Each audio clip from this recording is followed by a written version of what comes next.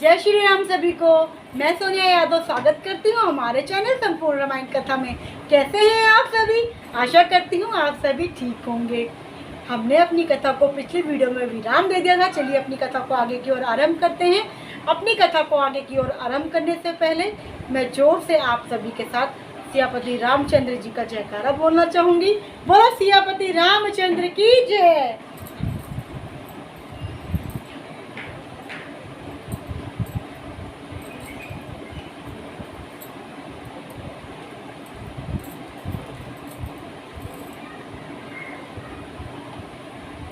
जगदम्बा जय अवतारी सो पुरु बरने कई जाए, रिद्धि सिद्धि संपत्ति सुख नित नूतन अधिकाई। अर्थात जिस नगर में स्वयं जगदम्बा ने अवतार लिया, क्या उसका वर्णन हो सकता है?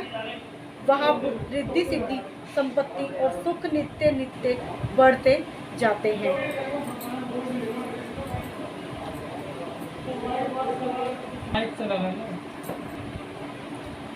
नगर निकट बारात सुनी आई, पुरखर खम्ब शोभा अधिकाई।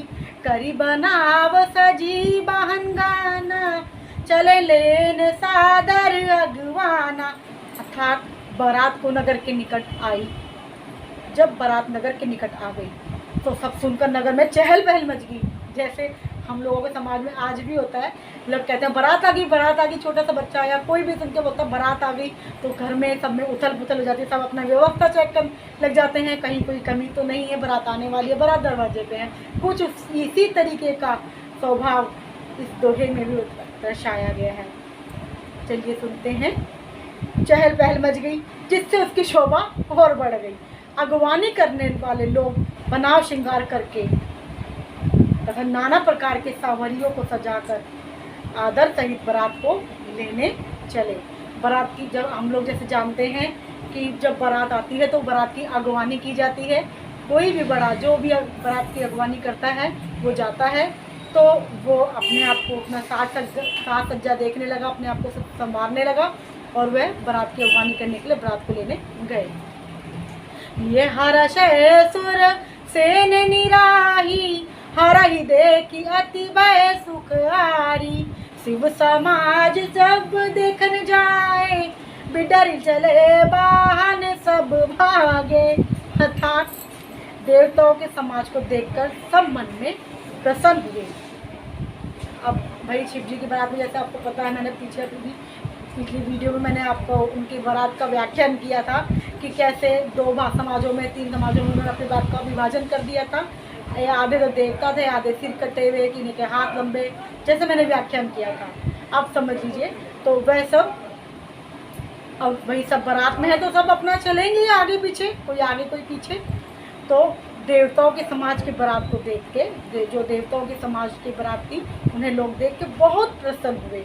विष्णु भगवान को देखकर बहुत सुखी हुए, बहुत आनंद हुए, सबको बहुत खुशी मिली। किंतु जब शिव जी के दल को देखने लगे, जब शिव जी के गढ़ों को देखने लगे, तब उनके सब वाहन सवारियों के साथी, सारथी, हाथी, घोड़े, रथ के बैल आदि डर कर भाग गए। जब उन्होंने शिव के गढ़ों को देखा कि भाई मतलब वो तो बाराती थे ना, अब उन्हें क्या पता कि ये बाराती है, वो तो डर गए। उनकी जो हालत थी, भूत पिशाच तो थे ही वो, और थे क्या, वो लग रहे थे उन्होंने धारण से, क्योंकि वो अपने समान रूपी बारात चाह रहे थे। जैसे शिव जी ने श्रृंगार कर रखा था, तो विष्णु भगवान की बात पे तो उन्होंने अपने गढ़ों को बुलाया था। अगर विष्णु भगवान जी इस तरीके से नहीं कहते तो वो उन्हें क्यों लेके जाते। अब उन्हें देख के जब बारात की अगवानी करने के लिए लोग बाग वहाँ आए लड़की पक्ष से, तो उनको देखा तो जो अपने भैया उन्होंने की जो सवारियाँ लेके आए थे, हाथी घोड़े से आए थे वो लोग भी, और जब उन्हें देखा तो डर के बेचारे भाग गए। अपना सवारी सुबह छोड़ी, सारथी वारथी और अपना चल दिए। धारी धीरा जूता रहे सयाने, बालक ले जीव पराने। गए भवन पूछयु पितु माता, कही बचन बह कपित ये गाथा। अर्थात कुछ बड़ी उम्र के समझदार लोग धीरज रखकर वहाँ धीरज धरकर डटे रहे। अर्थात जो कम समझदार थे, मतलब जैसे वही परिवार है तो कुछ बूढ़े भी हैं, मतलब मैंने देखा नहीं है ये सब, लेकिन मैं जो पढ़ रही हूँ उससे अनुमान लगा रही हूँ। जैसे हम लोगों के यहाँ बारात अगवानी करने जाते हैं तो कुछ समझदार बुजुर्ग लोग होते हैं, कुछ थोड़े उससे उम्र से नीचे होते हैं, कुछ और नीचे होते हैं। इसी तरीके से जो बड़े लोग थे वो धीरज धरकर वहीं डटे रहे। लड़के तो सब अपने प्राण लेकर भाग गए, मानो उनको डर लगा कि आप तो हम गए काम से। घर पहुंचने पर जब अपने माता पिता से पूछते हैं तब वे भय से कांपते हुए शरीर से ऐसा वचन कहते हैं। जब उनके माता पिता पूछते हैं भाई तुम तो बारात के लिए अगवानी के लिए गए थे, ऐसे कैसे भागे दौड़े चले आ रहे हो, हाँफ रहे हो, डर रहे हो, शरीर तुम्हारा साथ नहीं दे रहा, जबान तुम्हारी साथ नहीं देगी। तो वो बच्चे उनसे अपने माता पिता से क्या कहते हैं सुनते हैं। कहो कहा कई जाई न बाता, जम कर धार की दो बरियाता, बरो बोरा बस असवारा, ब्याल कपाल विभूषण धारा। अर्थात क्या कहें क्या कहूँ, कोई बात कही नहीं जाती। ये बारात है या यमराज की सेना है। बच्चे अपने माता पिता से कह रहे कि हम क्या कहें, ये तो हम कुछ कहने लायक ही नहीं रह गए। ये बारात है कि यमराज की सेना है साक्षात। दूल्हा पागल है, दूल्हा को तो वो पागल घोषित कर दिया कि भाई दूल्हे का जो हमारे समाज में श्रृंगार है, पीले हल्की गुलाबी रंग की पगड़ी होती है, सुंदर हार पहना होता है और जोड़ा जामा पहना होता है, जो दूल्हे का जो जामा होता है वो पहना होता है। लेकिन वहाँ तो कुछ ऐसे दूल्हा को देख के लगा ही नहीं। अपने राख उन्होंने खूब मल रखी है, छाल पहन रखी है, सांपों के मुंडों की माला पहन रखी है और जो पग है वो उन्होंने सांपों से बना रखी है। तो बच्चे तो भाई डरते ही। दूल्हा पागल है और बैल पर सवार है। अब उनकी शाही सवारी थी नंदी जी, तो वो अब क्या जाने भाई, दूल्हा तो रथ पे ही जाता है या घोड़े पर जाता है, या जब उस समय में काफ़ी बड़े विमान हुआ करते होंगे तो उसमें जाते होंगे। तो वो तो बैल पे सवार है, सांप कवाल और राख के तो उसके गहने हैं मम्मी। इसी तरीके से वो उनका व्याख्यान बारात का और दूल्हे का कर रहे थे। तो हम कैसे नहीं डरते। चलिए आगे की ओर बढ़ते हैं। तन तन छार बयाल कपाल भूषण नगन जटिल भयंकारा, संग भूत प्रेत पिशाच जोगी ने बिकट सुख रजनी चारा, जो जियत रही बरात देखत पुण्य बढ़तेरी, कर सही देख ही सो उमा विबाहु घर घर, बात असी लरी कनह कही। अर्थात अब वो दूल्हे का व्याख्यान कर रहे हैं, जो मैंने गलती से आपको पहले दोहे में ही बता दिया है। अब सुनिए क्या कहते हैं ये, इस छंद का क्या व्याख्यान है सुनिए। दूल्हे के शरीर पर राख लगी हुई है, मानो वो नहाया ही नहीं है, राख लगा रखी है उन्होंने। सांप और कपाल के तो गहने पहन रखे हैं उन्होंने। वह नंगा जटाधारी और भयंकर देखने में लगते हैं। उसके साथ भयानक मुख वाले भूत प्रेत पिशाच योगी नाइया और राक्षस हैं, जो बारात को देखकर जीता बचेगा सचमुच उसके ये बड़े ही पुण्य हैं। अब बच्चे बता रहे हैं अगर इस बारात को देखकर जो अगर जीता बचेगा, तो अगर वो मतलब उनके कहने मतलब है उस बारात को अगर किसी ने देख लिया, अगर वो जिंदा बच गया ना, तो उसके कुछ अच्छे पुण्य कर्म होंगे, नहीं तो गया काम से। वही पार्वती का विवाह देखेगा। लड़कों ने घर घर यही बात कही है, मंगल भवन अमंगल हारी, द्रवो सो दशरथ अजिर बिहारी। सुमझी महेश समाज सब जननी, जनक मुस्काही, बाल बुझाए विविध विधि, निडर हो डरू नाही। अर्थात महेश्वर शिव जी का समाज समझकर सब लड़कों के माता पिता मुस्कुराते हैं। उन्होंने बहुत तरह से लड़कों को समझाया कि निडर हो जाओ, मतलब माता पिता को जानते ही थे, उनके बच्चे क्या जाने, तो उन्हें वो समझाते हैं तरह तरीके से कि ऐसे नहीं वैसे, वैसे नहीं ऐसे, तो निडर हो जाओ, डरो मत, डरने की कोई बात नहीं है। ले अगवान बारात ही आए, दिए सबही जनवास सुहाए, मैं ना शुभ आरती सवारी, सब मंगल गावही नारी। अर्थात अगवान लोग बारात को लिवा लाए।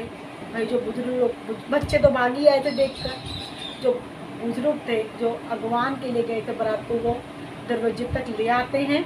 उन्होंने सबको सुंदर जनवासे ठहरने को दिए। अब जनवास पहले, अब तो इतना समय किसी पे नहीं होता, पहले के टाइम पे जनवासे लगते थे, बारात टीका करती थी तो उनके लिए रुकने का इंतजाम घर से थोड़ा दूरी होता था, तो वो उसे अब जनवासे कहा जाता है। जनवासे में उन्हें रोका गया।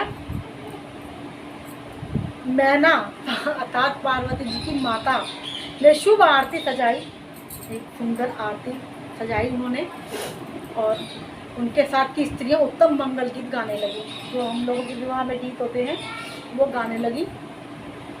कंचन थार सोबर पानी, परिछन चली हरहि हर्षानी, विकट बेशरु द्रहि जब देखा, अब लहनऊर भय बहु विशेषा। अर्थात सुंदर हाथों में सोने का थाल, एक सोने की थाल शोभित है, उन्हें सजा रखा है।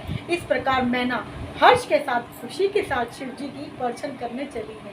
अब उनकी सास, जैसे हमारे दरवाजे पे बारात लगती है तो दामाद की जो परिछन होती है उनकी सास करती हैं, और वह उनकी आरती उतारने के लिए चलती हैं, बढ़ती हैं आगे को। जब महादेव जी को भयानक वेश में देखा, जब महादेव जी को उनकी मैना अर्थात पार्वती जी की माता ने उनको देखा, तो स्त्रियों के मन में बड़ा भारी भय उत्पन्न हो गया। वह तो देख के चौंक ही गई, ऐसा तो कहीं होता ही नहीं है। वह सब डर गई। भाग्य भवन पैठी अति त्रासा, गए महेशु जनवासा, मैना हृदय भयउ दुख भारी, ली नहीं बोली गिरस कुमारी। अर्थात बहुत ही डर के मारे भाग कर वह घर में घुस गई। सभी भाग के अपने अपने घर में घुस गई, और शिव जी जहाँ जनवासा था वहाँ चले गए। भाई जब सब उनको देख कर डर ही गए, भाग गए उन्हें छोड़ के, घर में घुस गए, तो शिव जी वहाँ खड़े हुए क्या करते, वह अपने जनवासे में वापस चले गए। मैना के हृदय में बड़ा दुख हुआ।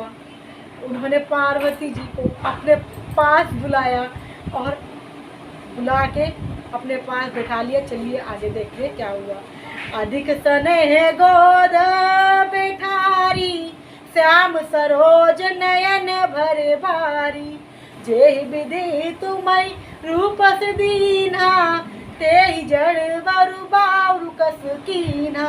अर्थात और अत्यंत स्नेह से गोद में उन्होंने उन्हें बैठा लिया और अपने नील कमल के समान नेत्रों में आंसू भर लाए।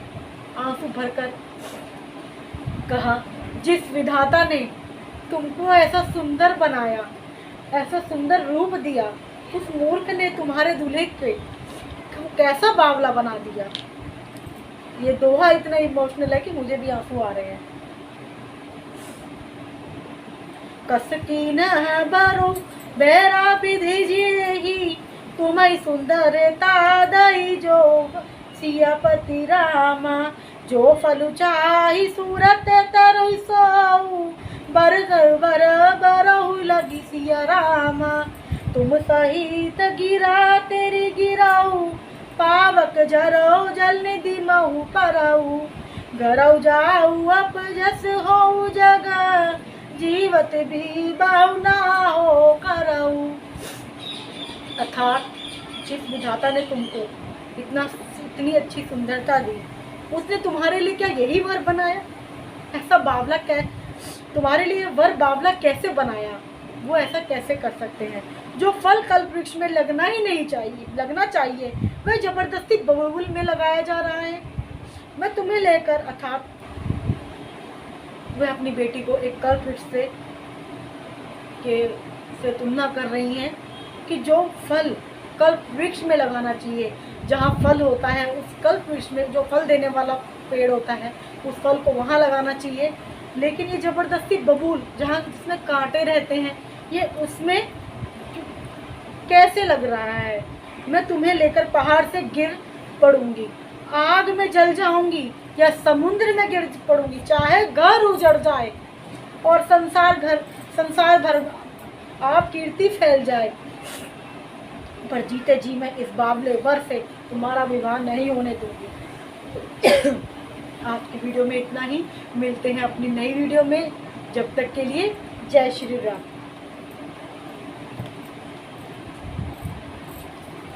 आज की कथा कुछ ज़्यादा इमोशनल हो गई थी, मुझे भी रोना आ गया था उनकी माता को देखकर, लेकिन वो क्या जान रही थी, शिव जी के व्याख्यान को वो बिल्कुल नहीं जानती थी, उसमें उनकी कोई गलती नहीं है, वो एक ममता थी अपने बेटी के प्रति।